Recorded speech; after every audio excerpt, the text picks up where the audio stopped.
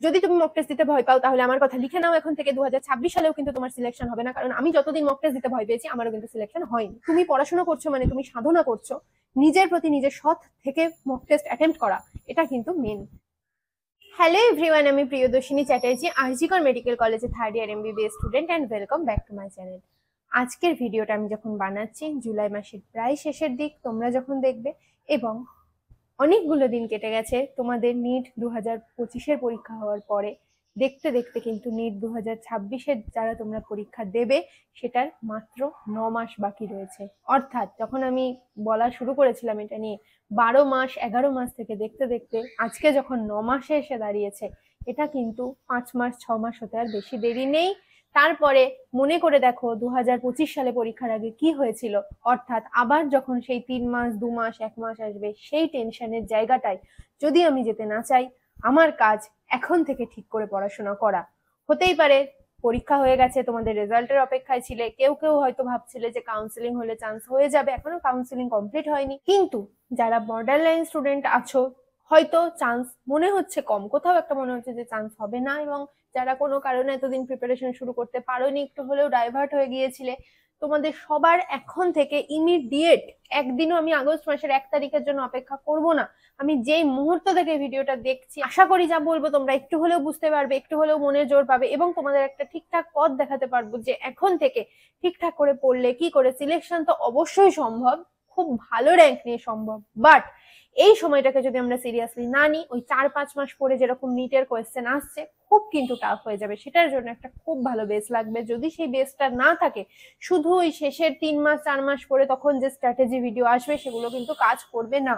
এই সময়টা মোক্ষম সময়। এরপরে তোমরা সবাই জানো যে বাঙালিদের দুর্গাপুজো কালী পুজো আসবে, সেই সময় আমাকে ধরে নিতেই হবে আমার 15-20 দিন পড়া নষ্ট হবে। কিছু না হলেও আমার পুজোর কদিন, কালী পুজোর কদিন, অন্তত 10 দিন তো পড়া হবে না।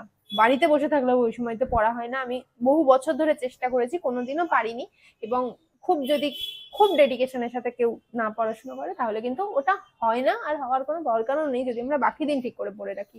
আগস্ট মাস, সেপ্টেম্বর মাসের 15-20 তারিখ পর্যন্ত আমরা যতটা সম্ভব নিজেদের সিলেবাস এগিয়ে নেব, যতটা সম্ভব নিজেদেরকে গড়ে নেব, যাতে আমাদের একটা হ্যাবিটটা অন্তত তৈরি হয়ে যায় এই সময়টাতে। এমন নেই সময় আমরা খুব কম পড়াশোনা করছি, আস্তে আস্তে করবো এরকম ভাবছি, বা প্রোক্রাস্টিনেশন যেটা মেন, সেই পোস্টপন্ড করতে থাকা প্রতিদিন পড়াশোনাটাকে, এটা কিন্তু করা যাবে না। যেদিন আমার কিছু ভালো লাগছে না সেদিনও আমি 1 ঘন্টা হলেও বই নিয়ে বসবো, এটা হবে আমার স্ট্র্যাটেজি। তোমরা যারা 2024 এবং 25 সালের নিটের ট্রেন্ডটা লক্ষ্য করেছো, তাদের আশা করি আলাদা করে বোঝাতে হবে না, তবুও আমি একবার বলে দিচ্ছি, এইটুকু তোমরা এতদিনে বুঝতে পেরেছো, নিটে মার্কসের বেসিসে কিছু হয় না। আমি তোমাদের এই ভিডিওতে এইটা কখনোই বলতে পারবো না তোমার 550 টার্গেট করা উচিত না 600 টার্গেট করা উচিত না, মানে এক্সাক্ট মার্কস কত টার্গেট করে তোমাদের এগোনো উচিত। কারণ 2024 সালে তোমরা জানো কতটা কাট অফ বেশি গেছিল, এবং 2025 সালে কোশ্চেন কঠিন আসার ফলে কাট অফ কতটা নিচে গেছে। সুতরাং আমাদের লক্ষ্য রাখতে হবে র্যাঙ্কের দিকে, আমাদের র্যাঙ্ক যেন ঠিকঠাক আসে, সেই রকম একটা তোমরা ভালো কলেজ যাতে পাও, তোমরা তোমাদের স্বপ্নের কলেজে যাতে পৌঁছাতে পারো, সেই অনুযায়ী কি করে এই 9 মাসের মধ্যে পড়তে হবে সেটা আমি চেষ্টা করছি এই ভিডিওতে তোমাদেরকে বুঝিয়ে বলার জন্য। শুধু জিনিসটা আমি যতটা বলবো সেটা শুনলে কিন্তু হবে না, তার সাথে তোমাদের প্রত্যেকটা জিনিস অ্যাপ্লাই করতে হবে। দরকার হলে খাতা পেন নিয়ে বসো, যে কোনো ভাবে হোক জিনিসটা মাথার মধ্যে নাও, তারপরে যেই মুহূর্তে ভিডিওটা দেখবে তারপর থেকে পড়াশোনা শুরু করে দাও। প্রথমত, তোমরা হয়তো অনেকে আছে যারা কোনো কোচিং এ আগে থেকেই ভর্তি হয়ে গিয়েছো, সেটা অনলাইন হোক কিংবা অফলাইন হোক। কিছু কিছু চ্যাপ্টার তোমাদের হয়তো এই ভিডিওটা দেখছো মানে আমি ধরে নিচ্ছি যে ঠিকঠাক করে এখনো প্রিপেয়ার তোমরা হওনি, কোচিং কিছুটা এগিয়ে গেছে, কিছুটা ব্যাকলগ জমে গেছে। সেই ক্ষেত্রে তোমরা কি করবে, কোচিং ক্লাসে এখন যেটা পড়াচ্ছে সেখান থেকে খুব বেশি এখনো কোথাও পড়ায়নি আমি আশা করি, সেখান থেকে পড়াটা শুরু করে দাও। পুরোনো যেগুলো তোমরা বাকি থেকে গেছে, হয়তো তোমরা নতুন অ্যাপটা নিয়েছো বা যা খুশি হতে পারে, তাহলে পুরোনোটা তোমরা সাথে সাথে একটু বেশি করে পড়ে কভার করার চেষ্টা করো। যদি তোমাদের অফলাইন কোচিং হয় হয়তো উইকেন্ডে ক্লাস হয়, যদি তোমাদের অনলাইন কোচিং হয় তাহলে তোমাদের ডেলি ক্লাস হয়, হয়তো শনি রবিবার ক্লাস অফ থাকে, সেক্ষেত্রে তোমরা ওই ব্যাকলগের জিনিসগুলো একটু শনি রবিবার করে দেখে নেওয়ার চেষ্টা করো, সাথে বাকিটা ক্লাসের সাথে এগোতে থাকো। এটা ভেবো না আমার ক্লাসে তো বলে দিয়েছে যে মার্চ মাসে এপ্রিল মাসে সিলেবাস শেষ হবে, তাহলে তখন আমি পিছিয়ে পড়বো, এখন আমি পিছনের দিক থেকেও সিলেবাস টানবো, এগুলো হবে না। এখন মনে হচ্ছে যে স্যাররা হয়তো খুব স্লোলি পড়াচ্ছেন, বাট যখন 5 মাস 6 মাস হয়ে যাবে, যখন তুমি দেখতে পাবে যে পুরোনো গুলো তুমি ভুলতে থাকছো, তখন কিন্তু না সামনের জিনিসটা হবে না পিছনের জিনিসটা হবে, তোমরা কিন্তু তখন একটা অদ্ভুত লুপ হলে ফেসে যাবে। এখন যেটা পড়াচ্ছে সেটা তোমরা ঠিকঠাক করে পড়ো, ব্যাকলগটা ক্লিয়ার করে ফেলো। এই মুহূর্তে যে ব্যাকলগ জমেছে ক্লিয়ার করতে বেশি টাইম লাগবে না, বাট যেটুকু স্যারেদের পড়ানো হয়ে গেল, যখন স্যার 11 নম্বর চ্যাপ্টারে যাবেন, হয়তো একটু দেরিতে যান, কিন্তু তোমার যেন 10 নম্বর চ্যাপ্টার পর্যন্ত একদম নখের ডগায় থাকা যাকে বলে, সেই জিনিসটা যেন থাকে, কোনো কোয়েশ্চেন যেন আমার হাত দিয়ে ভুল না বেরোয়। এইভাবে চ্যাপ্টারগুলো রিভিশন করতে করতে এগো। স্যার যখন এই চ্যাপ্টারটা পড়াচ্ছেন, তুমি আগের চ্যাপ্টারটাও রিভিশন করো। আর যেটা না বললে নয়, কোচিং এ যে মক টেস্ট হচ্ছে এখন থেকে, এটা ধরো পুরোনোটা যদি কিছু ভুলভ্রান্তি হয়েও থাকে, এই মুহূর্ত থেকে যে মক টেস্টটা হচ্ছে সেই মুহূর্তে মক টেস্টটা অ্যাটেম্প্ট করা শুরু করে দাও। নাম্বার প্রথম মক টেস্টে কম আসুক, দ্বিতীয়টাই কম আসুক, আস্তে আস্তে প্রতি মক টেস্টে আমার যেন 20 নম্বর করে ইমপ্রুভ হতে থাকে। ধরে নিচ্ছি আমি কোচিং এর মক টেস্টটা স্ট্যান্ডার্ড একটু হাই এলো, সেক্ষেত্রে আমি 400 পাই। আমি প্রথম দিনই আমার 500 550 পাওয়ার দরকার নেই, সেখান থেকে আমি 420 440 460 এইভাবে করতে করতে আসি। যদি কোয়েশ্চেনটা ঠিকঠাক লেভেলের আসে, আমি প্রথমে 500 টার্গেট করি, আস্তে আস্তে আমি সেটা থেকে নাম্বারটা বাড়াতে চেষ্টা করি। এইভাবে অর্থাৎ তোমার র্যাঙ্কটা যেন কোচিং এ প্রথম দিকে থাকে, প্রথম দিকে যতটা সম্ভব নিয়ে যাওয়া যায়, এটা আমার টার্গেট হবে।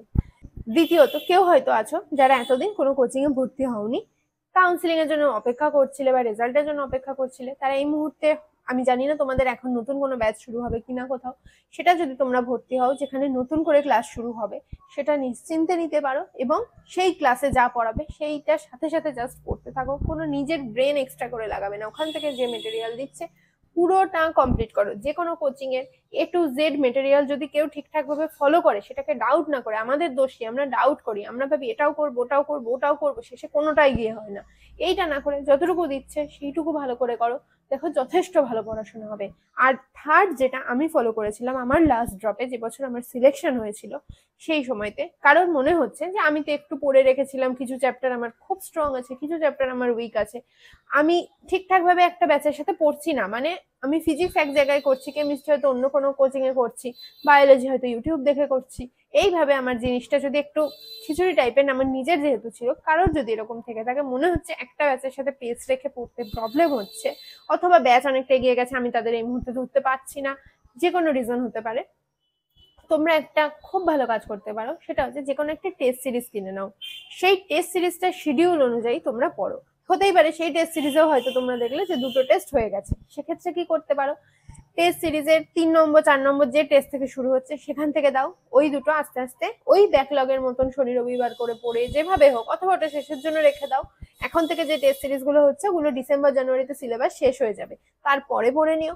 অথবা যদি মনে হচ্ছে যে মাঝখান থেকে পড়লে আমি বুঝতে পারবো না, হয় না এটা যে ফিজিক্স আমার মেকানিক্স এর পর থেকে যদি আমি হঠাৎ করে ধরি, বা মেকানিক্স এরই মাঝখানের কোনো একটা চ্যাপ্টার হঠাৎ করে আমি সেন্টার অফ মাস, ওই চ্যাপ্টার গুলো ওয়ার্ক পাওয়ার এনার্জি পড়লাম, অথচ আমি আগের kinematics Newton's lodge of motion এগুলো জানি না, তখন তো আমার স্বাভাবিক পরীক্ষা দিতে প্রবলেম হবে। তো এরকম যদি আমার মনে হয়, তাহলে আমি যেটা করেছিলাম, শেষ ড্রপে পরীক্ষা 4 মাস আগে আমি যখন প্রিপারেশন শুরু করেছিলাম, এটা কিন্তু এই মুহূর্তে যাদের বেস উইক তাদের জন্য আমি বলছি না, এইটা ভাববে না, এটা বলার অর্থ এটা না যে দিদি বলছিল যে 4 মাস আগে দিদি শুরু করেছে মানে আমিও 4 মাস আগে গিয়ে শুরু করবো, তারপর আমার সিলেকশন হয়ে যাবে, এটা না।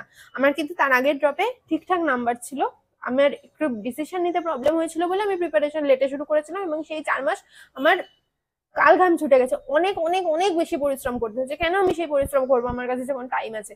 এখন থেকে তোমরা পড়াশোনা করবে, কিন্তু যদি মনে হয় আমি যে মেথডটা ফলো করেছিলাম, টেস্ট সিরিজ আমি ওরকম ভাবে কোনো ইনস্টিটিউশনের ডেট অনুযায়ী ওটা আমি করতে পারতাম না, কারণ আমার মনে হয়েছিল ধরো কিছু চ্যাপ্টার ইনস্টিটিউশনে দিয়ে দেয়, যেটা হচ্ছে একটু ছোট ছোট চ্যাপ্টার থাকে, সেটার জন্য 2 সপ্তাহ টাইম দিত, আবার অনেকগুলো বড় চ্যাপ্টার একসাথে থাকতো, যেমন থার্মোডাইনামিক্স, ইকুইলিব্রিয়াম, তার আগে একটা গ্যাসের চ্যাপ্টার ছিল, সেই চ্যাপ্টারটা, এতগুলো চ্যাপ্টার, রেডক্স রিঅ্যাকশন, এগুলো আমাদের সময় একসাথে দিয়ে দিয়েছিল। তো আমি তার আগের ছোট চ্যাপ্টার গুলো, mole concept, atomic structure, periodic table 2 সপ্তাহে করতে পারি, বাট এতগুলো বড় চ্যাপ্টার তো আমি 2 সপ্তাহে করতে পারি না। আমি নিজের মতন করে টাইম সেট করে, যে এই কটা আমার 10 দিনেও হয়ে যেতে পারে, আবার পরেরটা আমার 20 দিনও লাগতে পারে, আমি নিজের মতন করে পরীক্ষাটা দিতাম। হ্যাঁ, এটাতে একটা অসুবিধা কি, আমি র্যাঙ্ক দেখতে পাচ্ছি না, বাট র্যাঙ্কটা আমাদের সময় মার্কসটা বসালে না, র্যাঙ্কটা শো করতো। এখন কি সিস্টেম আমি তো জানি না, বাট পড়া মানে কিন্তু কারোরটা অন্ধের মতন শুনে অ্যাপ্লাই করা নয়, নিজের ব্রেনটাকে কাজে লাগাও। আমি কি করতাম, সবারটা শুনে নিয়ে নিজের মতন করে জিনিসটা নিজের সিচুয়েশন অনুযায়ী মডিফাই করতাম। আমি কাউকে ফলো করলে আমার কিছু হবে না, পৃথিবীতে প্রত্যেকটা মানুষ ইউনিক, প্রত্যেকের মনে রাখার ক্ষমতা, প্রত্যেকের পড়াশোনা কতক্ষণ পড়তে হবে মাথায় নেওয়ার ক্ষমতা আলাদা, তো আমাকে আমার ক্যাপাবিলিটি বুঝে নিয়ে করতে হবে জিনিসটা। নিজের মতন করে আমি তোমাদের অনেকগুলো উপায় বলছি, সেই উপায়গুলো জাস্ট ফলো করে নিজের জন্য কোনটা বেস্ট তোমরা সেটা বুঝে ইমিডিয়েট প্রিপারেশন শুরু করো, এটুকু। তো তোমরা কি করতে পারো, নিজের মতন করে টেস্ট সিরিজটাকে কাজে লাগিয়ে, যে এইটা আমার এতদিনে কমপ্লিট হচ্ছে, এত নম্বর দিনে গিয়ে আমি পরীক্ষা দিচ্ছি, পরের টেস্টটা এত নম্বর দিনে গিয়ে দিচ্ছি, আমি আমার মার্কসটা ওখানে ইনপুট করছি, আমার র্যাঙ্কটা দেখে নিচ্ছি। এইভাবে যদি করতে পারো তাহলে সেটা খুব ভালো হয়, কারণ নিজের মতন করে পড়া যায়। আমি যেহেতু 3টে প্ল্যাটফর্ম মিলিয়ে টিচার ফলো করতাম, সেই জন্য আমার সাথে কোনো একটা মানে পার্টিকুলার কিছু সিঙ্ক হতো না। এই জন্য আমি এই উপায়টা বের করেছিলাম এবং এটা আমার জন্য কাজ করেছিল, এবং আমার জন্য কাজ করেছে মানেই তোমার জন্য কাজ করবে এটা কিন্তু আমি বলছি না, এটা আমি জাস্ট একটা উপায় বলছি। প্রথমেই আমি বলেছি যে ব্যাচের সাথে যে পড়ছো ব্যাচটাকে কন্টিনিউ করো। যখন তোমরা এইভাবে টেস্ট দেবে, যদি কেউ এটা দিয়ে থাকো, তাহলে আমি একটা রিস্ক ফ্যাক্টর বলে দিচ্ছি। এটা দেওয়ার সময় কি হতে পারে, যেহেতু কোচিং এর টেস্টটাতে তোমাদের মনে হচ্ছে যে কোনো মানে সেইভাবে চাপ নেই, টেস্টের কোয়েশ্চেনও আমার কাছে আছে, সবকিছু আছে, আমি নিজে নিজে চাইলে চিটিং করতে পারি, আমি নিজে নিজে চাইলে প্রোক্রাস্টিনেট করতে পারি যে আজকে দেবো না, কালকে দেবো না, পরশু দেবো। তারপর আবার মনে হচ্ছে যে কখনোই কিন্তু পড়াশোনা আমার 10টা চ্যাপ্টার যদি পরীক্ষাটায় থাকে, 10টা চ্যাপ্টার আমার 100% পারফেক্ট হবে না, ওই 10টা চ্যাপ্টার আমি রাজা হয়ে যাব তবে আমি পরীক্ষা দেবো, এই দিন কোনোদিনও আসবে না। আমাকে যেভাবে বলেছি, যে 4টে স্টেপ ফলো করতে বলেছি, ভিডিও দেখা, তারপরে চাইলে কেউ না দেখে থাকলে পুরোনো ভিডিওতে দেখে নিতে পারো, ভিডিও দেখতে হবে, 100-150টা কোয়েশ্চেন প্র্যাকটিস করতে হবে, প্রিভিয়াস ইয়ার নিটের কোয়েশ্চেন মাস্ট, তারপরে আমি গিয়ে মক টেস্ট অ্যাটেম্প্ট করবো। এই কটা হয়ে গেলে প্রতিটা চ্যাপ্টারের জন্য, এটা শুনতে কম মনে হলো, এটা কিন্তু অনেক মিস্টেক অ্যানালাইসিস আছে এর সাথে, যেগুলো আমি পারলাম না সেগুলো আমাকে অন্য কোনো খাতায় মার্ক করে তুলে রাখতে হবে, অথবা সেখানে মার্ক করে সেটা সলিউশন বারবার দেখতে হবে না পারা কোয়েশ্চেন গুলোর। এত কিছু করার পরে আমি মক টেস্টটা দেবো, কিন্তু সেইগুলোতে যে আমি একদম পারফেক্ট হয়ে যাবো এরকম দিন কিন্তু কোনোদিন আসবে না। মক টেস্ট কিন্তু আমি অ্যাটেম্প্ট করতে হবে, নাম্বার কম এলেও করতে হবে, আস্তে আস্তে আমি মক টেস্টে নাম্বার ইনক্রিজ করার চেষ্টা করবো, বাট আমি মক টেস্ট থেকে ভয় পাবো না। যদি তুমি মক টেস্ট দিতে ভয় পাও তাহলে আমার কথা লিখে নাও, এখন থেকে 2026 সালেও কিন্তু তোমার সিলেকশন হবে না, কারণ আমি যতদিন মক টেস্ট দিতে ভয় পেয়েছি আমারও কিন্তু সিলেকশন হয়নি। আশা করি সবটা বোঝাতে পারলাম। মক টেস্ট দেওয়ার পরে মক টেস্টের অ্যানালাইসিস করতে হবে। যারা নিজেদের মতন করে টেস্ট সিরিজ যদি কেউ দিতে চাও, নিজের মতন করে টেস্ট সিরিজ দিয়ে কমপ্লিট করার চেষ্টা করছি, সেক্ষেত্রে নিজেকে ডিসিপ্লিন মেনটেন করতে হবে, নিজের ইচ্ছা রাখতে হবে, এবং চিটিং করে কোনোদিনও জানবে বড় হওয়া যায় না। আমি বাবা মাকে মক টেস্টের নাম্বার মিথ্যে বলছি, এগুলো করে কিন্তু কোনো লাভ নেই। আমি মক টেস্ট যখন দেবো নিজে নিজে বাড়িতে সেলফ কন্ট্রোলে থেকে যদি পরীক্ষা দিই, আমি চাইলে অবশ্যই অফলাইন টেস্ট জয়েন করবো, বাট আমার মতন যদি কেউ বাড়িতে পরীক্ষা দাও, নিজের প্রতি নিজের সৎ থাকাটা কিন্তু যে কোনো পরীক্ষাতে মেন। তুমি পড়াশোনা করছো মানে তুমি সাধনা করছো, নিজের প্রতি নিজের সৎ থেকে মক টেস্ট অ্যাটেম্প্ট করা, এটা কিন্তু মেন। মক টেস্ট দেওয়ার পর মক টেস্ট অ্যানালাইসিস করা মাস্ট, কি কি আমার ভুল হয়েছে, কি কি আমি পারিনি, এগুলো সব গোল গোল করে একটা খাতায় যতটা শর্টে সম্ভব লিখে ফেলা। কারণ কোনোদিন এরকম আসবে না পরীক্ষার আগে যে আমি আবার এই এতগুলো পুরোনো পেপারগুলো সব খুলে খুলে আলাদা করে করে সলভ করে করে দেখছি। এইটা তোমরা সেকেন্ড বার আর রিভিশন দেওয়ার টাইম পাবে না, তাই যেগুলো ভুল হলো সেগুলো জাস্ট বেছে নিয়ে আলাদা করে ফেলো। আর যেটা আমি লাস্ট মেথড বললাম, কেউ যদি এরকম থেকে থাকো নিজের মতন করে মক টেস্ট দিচ্ছ, তার একটা টার্গেট মোটামুটি সেট করে রাখতে পারো। 9 মাস বাকি আছে, তার মধ্যে প্রথম 6 মাসে আমি পুরো সিলেবাসটা একবার পড়বো উইথ মক টেস্ট স্কিপ করে নয়। তারপরে যে 3 মাস বাকি থাকবে তার মধ্যে আমি 2 মাস 1 মাস এরকম ভাবে 2-3 বার সিলেবাসটা আরো রিভিশন দেবো। এটা তোমাদের মোটামুটি একটা সারা বছরের ভিশন থাকা উচিত যে আমি কি কি করব, সেইভাবে তোমরা ভাবতে পারো। যখন তোমরা সিলেবাস এখন থেকে কমপ্লিট করছো, তোমাদের প্রথম টার্গেট হবে আমার যতগুলো চ্যাপ্টার আছে একটা জায়গায় পুরোটা লিখে ফেলা, যে 1 2 3 4 করে। এটা খুব হেল্প হয়, তাড়াতাড়ি সিলেবাসটা কভার করতে সাহায্য করে। যখনই একটা করে চ্যাপ্টার হচ্ছে একটা করে সেই চ্যাপ্টারগুলোতে টিক মারতে মারতে এগিয়ে যাও। আর 2-3টে মক টেস্ট হয়ে যাওয়ার পরে তোমাদের কোচিং এর শিডিউলে থাকুক না থাকুক, 3টে মক টেস্টের পরে আমি যতগুলো চ্যাপ্টার নিয়ে এই 3টে মক টেস্ট আমার কভার হলো, আমি পুরোটা 1 সপ্তাহ টাইম দিয়ে আবার রিভিশন দেবো, তবে আমি গিয়ে 4 নম্বর মক টেস্টটা ধরবো। তবে দেখবে খুব তাড়াতাড়ি হয়ে যাবে। মক টেস্ট ম্যাক্সিমাম 14 দিনের গ্যাপে কি 15 দিনের মধ্যে দেওয়ার চেষ্টা করবে। খুব বড় বড় চ্যাপ্টার 1-2বারই আসবে, সেক্ষেত্রে টাইম একটু বেশি নিতে পারো। আবার অন্য যে জায়গাগুলো আছে সেখান থেকে টাইম চাইলে একটু কমিয়ে দিতে পারো। আর ব্যাচের সাথে যারা বেস থেকে ক্লিয়ার করে করে পড়ছো, তারা চোখ বন্ধ করে স্যাররা যা বলছেন সেটা শুনে এগিয়ে যেতে থাকো। স্যারদের কথা না শুনে নিজের বুদ্ধিতে এদিক ওদিক কিছু করবে না, জাস্ট চোখ বন্ধ করে স্যারদের বিশ্বাস করো, দেখো তোমার ভালো হবে। ওই কোচিং এর যে মক টেস্ট হবে সেই মক টেস্টটাতে ভালো নাম্বার পাওয়ার চেষ্টা করবে। আমার টার্গেট হবে আমি যেন নিজের র্যাঙ্কটা একটুখানি ইমপ্রুভ করার চেষ্টা করি প্রতিটা পরীক্ষাতে। তাহলেই সবকিছু ঠিকঠাক হবে। এখন থেকে কিন্তু ডিস্ট্র্যাক্ট হয়ে যাওয়া যাবে না। প্রতিদিন কারোর পড়তে ভালো লাগবে না, দুদিন ভালো পড়া হবে, 3 নম্বর দিন মনে হবে একটু যেন কমে গেল, আবার 4 নম্বর দিন থেকে সমান এনার্জি নিয়ে সমানভাবে শুরু করতে হবে। গ্রাফ কিন্তু কখনো আগেও বলেছি এরকম সোজা যাবে না, বারবার এরকম পড়তে থাকবে, আমাদেরকে বারবার নতুন করে শুরু করতে হবে। এটুকুই আজকের ভিডিওতে বললাম। আর স্টাডি মেটেরিয়াল বলছি যখন একবার বলে দিই, বায়োলজির জন্য এনসিইআরটি মাস্ট মাস্ট মাস্ট। তোমাদের নোট এখন একটুখানি বুঝে বানানোর মনে হয় সময় চলে এসেছে, কারণ বুঝতেই পারছো কোশ্চেন কেমন হবে কেউ জানে না। তারপরে এনসিইআরটি বেস যে কোনো বইয়ের থেকে 150 থেকে 200টা কোশ্চেন আমি ফলো করতাম আরিহান্তের মাস্টার দ্য এনসিইআরটি বইটা। তোমরা চাইলে MTG NCERT at your finger tips এইটাও করতে পারো, একই ধরনের বই।